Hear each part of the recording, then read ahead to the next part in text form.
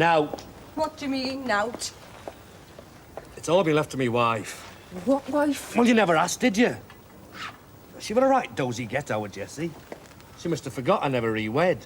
Well, what she left this wife, then? Fair bit of jewellery. Pair of brass cupids.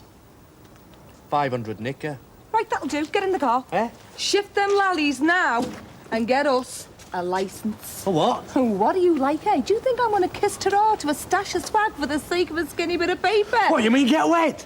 Don't stand there like something out of Lewis's. You've been going on at us long enough, haven't you? What, you mean you will? Oh, go away, soft lad. I'm only going to tell you once, and that's tomorrow morning down the registrar. Shift. Get in before I change my mind and rag the gob off you. Hey! Hey, I'm getting married!